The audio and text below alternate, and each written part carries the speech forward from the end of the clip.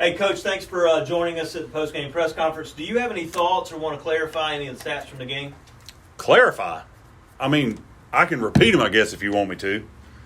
We've been doing this for 15 years. You know, in 15 years, we've taken, 67 international mission trips to 20 countries on 5 different continents. We've taken men and women into 31 prisons on 71 different trips throughout the Southeast, sharing the gospel every time we go in. I mean, we've seen more than 1,000 inmates surrender their lives to Christ. Let me make sure I get this one right. We've shared the gospel with over 20,000 people worldwide.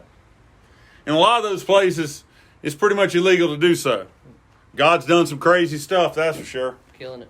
You mentioned 22 different countries. Where in the world have you been?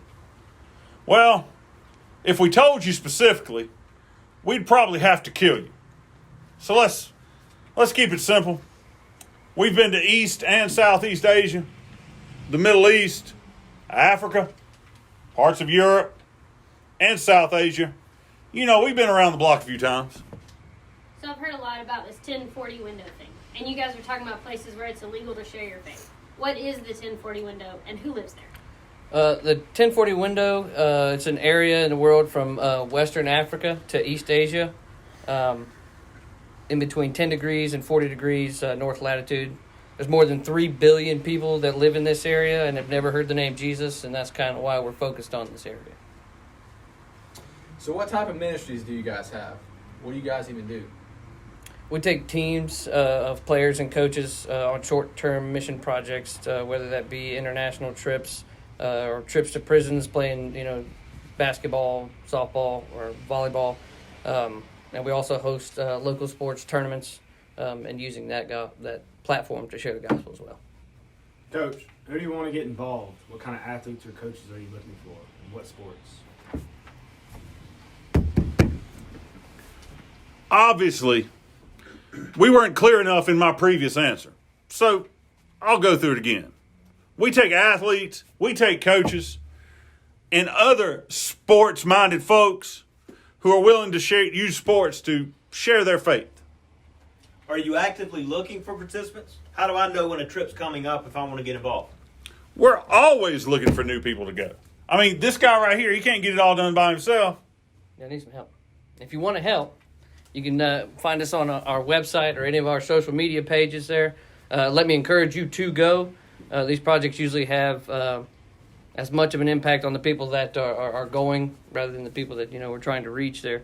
Yesterday we showed you a video of my boy Nick about how God took a golfer and used him up in the Himalayan mountains to share Jesus at a basketball clinic. And tomorrow we're going to show you a video of our buddy Derek. He was a local standout collegiate baseball player. Now he's a high school coach and has been to prison a couple dozen times. God has shown him he can be a missionary even in Chesney, and we all know that Chesney needs missionaries. Where does the funding come for a trip?